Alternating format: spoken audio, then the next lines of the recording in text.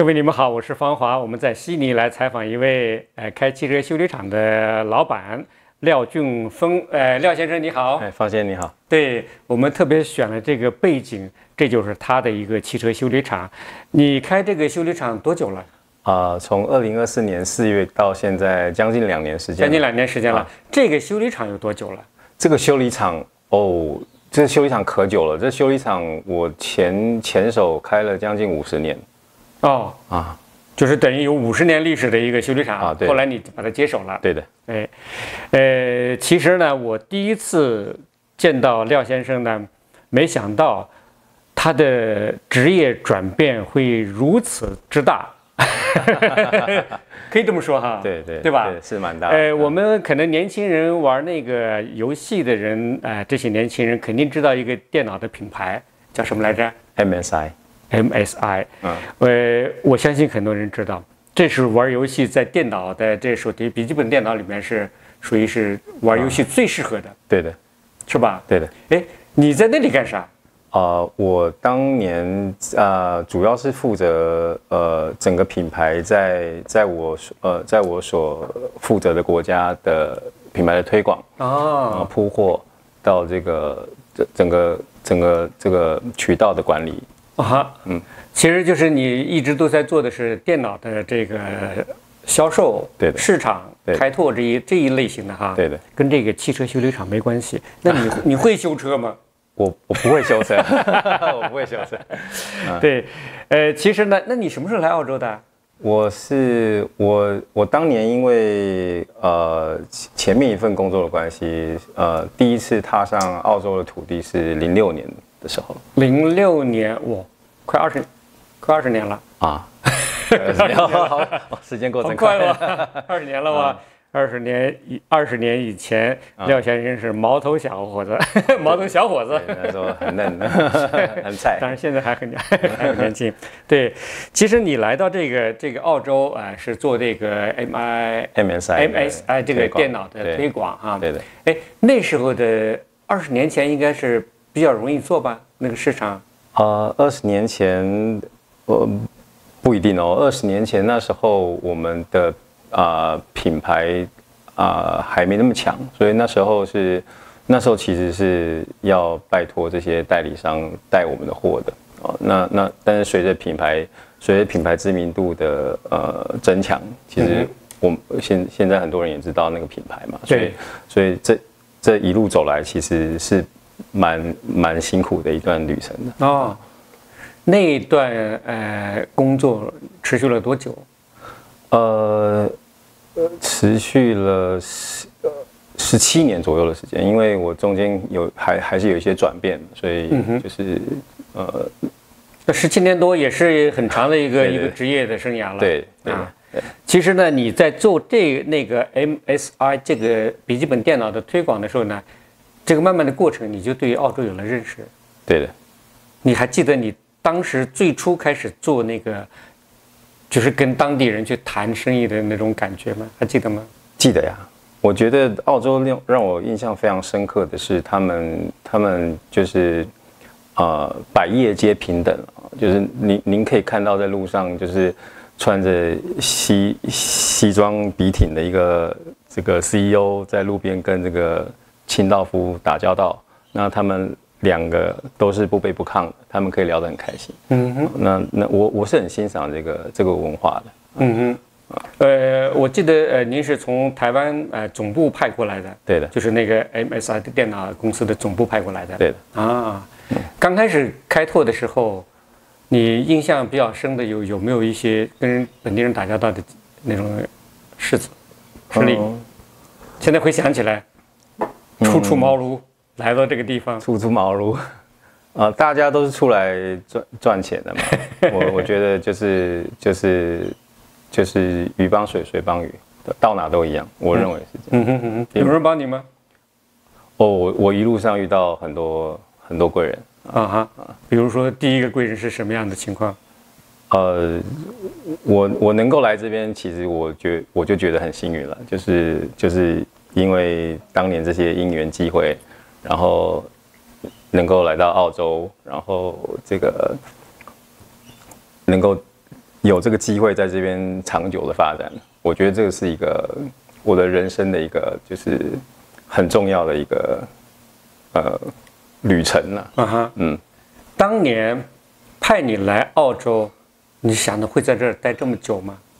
我没有想到，但是我来到这，我就喜欢上这，我就自然而然就留下来了。没有变动。我说总部说，哎，你这小伙子干得挺好，把你调到别的地方去。有啊，有，这个我派过蛮多国家的，那是之前来澳洲之前，来澳洲之前，来澳洲之后，然后又去了别的国家，然后又回到澳洲。有什么差别吗？您是指每个国家之间的差别？对，在你再去做这些市场销售，因为跟当地人打交道嘛，很多的初出茅庐的这些年轻人要进入一个企业去做事情，怎么做？我相信你，尤其你去过哪几个？派你到哪几个国家？我去过欧洲10几个国家，然后我去过中国大陆。你是指的工作关系？我说的是工作关系。对，派你去。在澳洲欧洲哪些国家？我派驻过塞尔维亚那时候负责东欧的市场。对，那负责东欧十几个国家的市场。那你算是，如果你没有离开 MSI 的话，你算是非常资深的元老了，已经成了。还有更老的，市场销售还有更老的。但是正常销售，这就是说从市场销售来说，你在这工作的经历已经很长了。是啊，是蛮长的。对，那是什么样的情况让你决定离开自己创业？我自己认为，我自己在追求的是一个更平衡、更永续的一个生活方式了。当我有这个念头之后，我就想方设法能够找一条出路嘛。那就是因缘际会，就在这边开了一个修车厂。OK， 我第一次听到，我觉得这个跨界的这个幅度有点大。为什么会这样想呢？我认为，我很喜欢澳洲的这种就是 life and work balance 的一个生活的方式。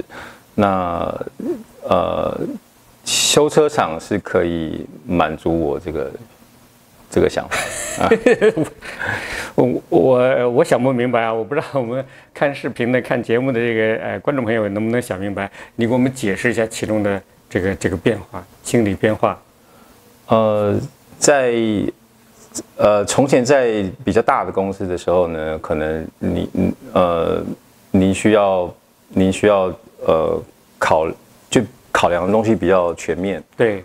这是一个很复杂的一个大公司的一个管理。那在修车厂相对单纯很多，它就是很专注的在一个就是技术的领域，然后我只要把客人交付给我们的车就是修好交给客人，这事情就解决了，那客人也很开心。那我觉得能够在这个领域贡献它的商业价值，然后我在另外一方面，我的生活也可以有一些balance。我觉得这个是蛮符合我的需求的。很多人都说创业比较难，经营个生意也是比较难的。虽然你接手了一个50年历史的一个修车厂的生意，但是应该没那么容易。所幸这个品牌在本地有它的 reputation 还有留下一些既有的客户。那这个既有的客户也给我带来蛮大的贡献。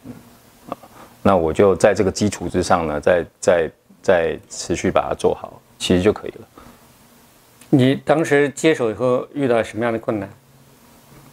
主要困难来自于可能来自于我对这个行业还不是那么熟悉，所以应该是一点都不熟悉，一点都不。即便我不熟悉了，但是我们看到的结果都是一样的嘛。我们看的都是财务报表，都是这个 end to end 的这个 P&L。这个从你刚才讲到的财务报表哈，对，可能很多老板做生意，有些初次进入的，有些人连财务报表都看不懂的，也有这样大量的人。哎，看懂财务报表很重要吧？挺重要的，你得知道自己赚不赚钱。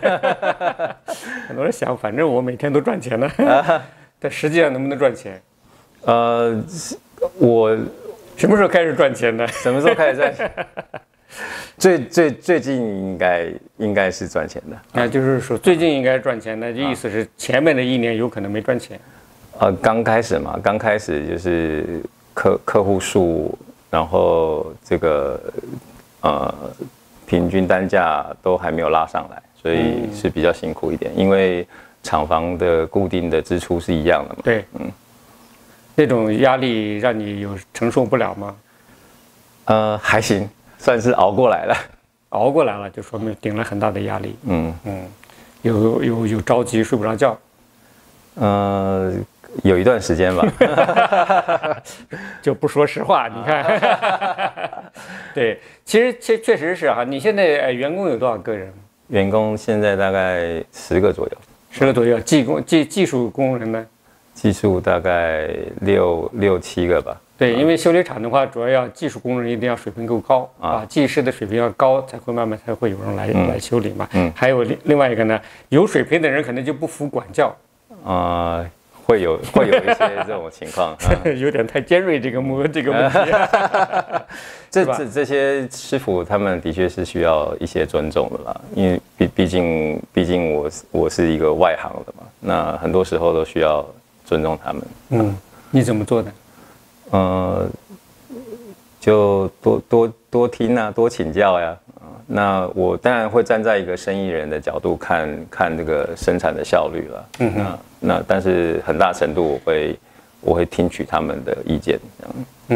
现在回想你这1年多的时间里面，一开始因为作为一个白丁，这等于是在汽车修理行业的白丁，因为你是电脑白丁，就是什么都不知道的一个人，进到这个行业里面来了。然后你现在回想起来，其实如果作为一个人，还有年轻人或者还有人愿意转行，就这种像你这种方式来做，那最初应该要注意哪几项？一开始的时候，你现在回想起来，如果让你像是重新再接手一个这样的汽车修理厂，那你会改进什么地方？我觉得可能要先做好比较准确的预测了。那是买之前就要做预测，是不是这意思？对的。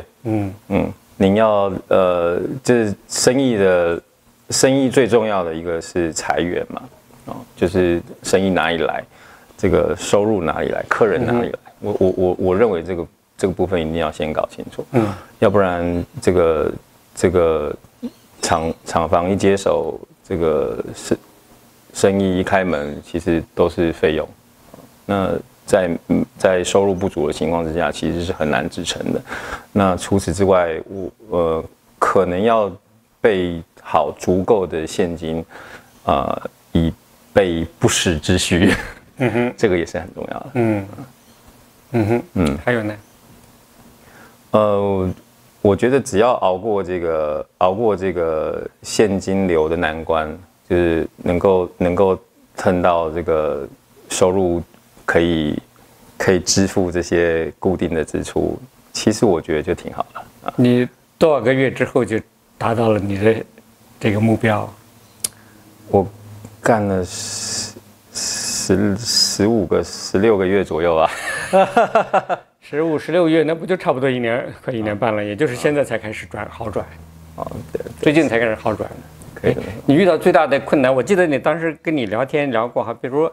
因为你的固定支出就是房租，对的，什么水电呐，还有就是工人的员工的薪资，对吧？当你肯定看你的资产负债表之类的哈，就是看你的报表的时候，肯定想这个钱不够是怎么办？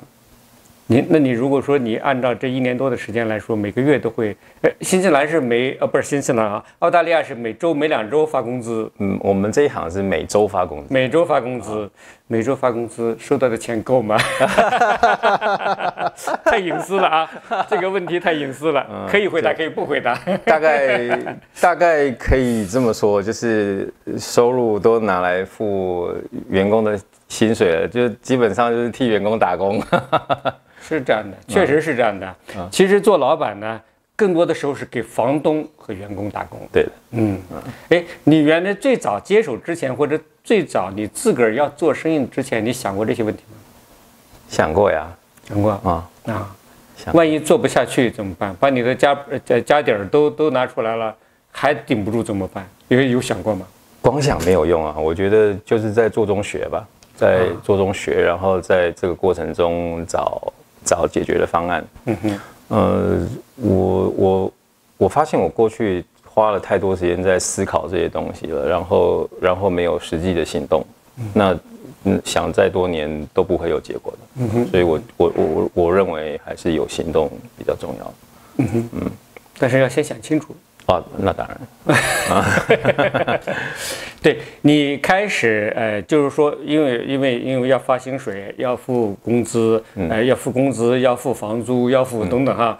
当你看到钱不够的时候，你心里会焦虑的。焦虑吗？会，当然会焦虑啊。对那怎么解决这个焦虑呢？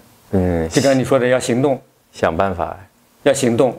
对，你怎么做的？你开始你觉得广开裁员的，你怎么去做？去街上去拉人家来修车？我还真的这么做。还真这么做。我怎么做的？我把我们这附近的这些4S 店跟二手车行都跑过一遍啊，然后还真的让我遇到一个大客户，在这个过程中。所以你怎么做成的？怎么做成的？就带着名片陌生拜访呀，就是去敲人家门啊。这个过程中，你可能会觉得非常的 frustrated。就是他们基本上每个车行，他们都有已经在配合的修车厂了嘛。对。但是我运气挺好的，我就正好遇到需要我的人。你怎么说服他们的？他记得当时的情景吗？我见到客人的每一个客人的第一句话，就是在我递名片的同时，就是问他说：“你需要钣金吗？你需要烤漆吗？”然后就真的被我遇到了。那是走了多少家之后？我这个客人，我大概是走了大概将近1年之后才遇到的。所以这个动作我持续做了1年。所以在第一年的过程中，其实就是房东留给我的基础。那个基础是不够的，因为这个客户数有限。所以就像我刚刚说的，就是裁员是做一个生意最重要的部分。所以我一定要去再找一些 key account 进来，才能够持续下去。所以这是最重要的事情。那你一接手以后，首先裁员了？裁员。一接手的时候，的确我的人比之前少。就是有一些不是那么必要的员工。当然我有跟他们说，就是等我生意上轨道了，我会再请你们回来。我的门还是为他们敞开的。但是基本上现场的员工都是老房东留下来的。慢慢，现在你的这个信心恢复了。对，现在觉得比较踏实。比较踏实了。对的。能睡一个好觉了。不就是为了这个吗？确实是那个新做一个生意，尤其是这个廖先生从这个笔记本电脑的销售转行到了一个实体的汽车修理厂的经营，而且是完全独自己来经营，确实是一个很大的转变。我相信很多年轻人都有一个想当老板的梦想，觉得当了老板，你觉得你当了老板，心里的变化大吗？是什么样的变化？我觉得我过得挺自在的就诚如我刚刚说的嘛，就是我从前的在大组织里面做管理的工作，对，到现在专注在某一件事情上面生根，我觉得就是多了一份亲近的感觉，然后仍然可以提供这个商业价值，我觉得这是一个难能可贵的一个经历。你在我相信你在想买这个汽车修理厂转行做这一行的生意时，你对这一行有过一个深切的或者是更深入的了解吧？之前比较粗浅的了解是有的，粗浅的了解对的，对，那你的想法是不光是这样子，还是就一直就维持这样就 OK 了？还有是更大的梦想？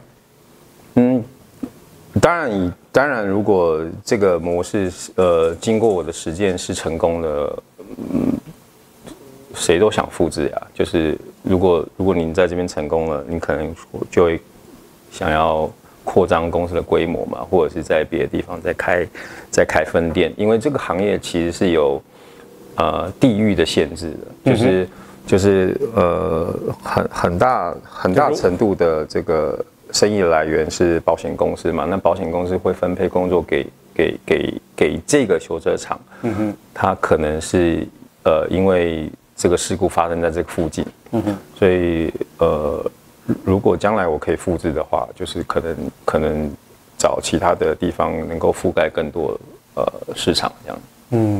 就是一个修理厂一般来说服务的就是周围的，甚至可以说是50公里以内的范围内的这些客人。对的，没有人说我要开个100公里为了来你这儿修车是吧？对，确实是哈。对，但这个也确实不容易。但是呢，因为我们很多朋友都会开车的哈，汽车修理厂好像到处都有。但是问题是，怎么样判断一个好的汽车修理厂？说点秘密。我也不知道就我认为这个客户的满意度还是挺重要的啦。就是我有很多客人回来是因为这个厂在这边已经有50年的时间了嘛，它是有它的口碑的。对。那在我接手之后，还是有客人回来，那他们也是挺满意我们的服务的。所以当他们遇到需要在修车的时候，还是会过来。当然有一些客人纯粹是因为他就住在附近了，但是我觉得这一行的服务给客人的感觉还是挺重要的，就是您要值得信赖，客人才会再回来。对，但是这怎么，尤其是第一次来的客户，第一次来的自己找上门来的人多吗？不多，在比例上不多，但是还是有的。确实是。如果说你要开一个汽车修理厂，我们的观众朋友想开个汽车修理厂，如果你有些什么问题、有些什么想法呢，可以在我们的视频下留言，刘先生来给你做一回答。对，我觉得其实可以，就像您刚才所说的，汽车修理是一个地域性的一个生意哈，对的，区域性很强的，就是周围的人。对。你有想过可以搞一个什么类似联盟一样的东西，把别的地方的跟你的志向相同的人把它联合在一起？我觉得我在这个阶段可能还是专注在我的本业会比较妥当。毕竟才刚开始嘛，刚起步。那在这个行业相关的一些服务，其实我们是透过某些服务的供应商，然后来合作的。比如说，当客人把车放在我们这边的时候，他需要代步车，我们有专门有这方面服务的合作伙伴，那他们服务也好，他们可以把车开到这边来，然后交车。然后我们修完车之后，他们可以再派人把车取回去啊，就类似这种情况。那这个代步啊，就等于是提供了一个客人来了，放下车了，没有车的这个问题。对，就是一个 one stop shopping 的概念啊，就不用跑来跑去了。因为在澳洲其实这个汽车是刚需嘛，你出门要是没有车的话，其实都挺不方便。确实是，对，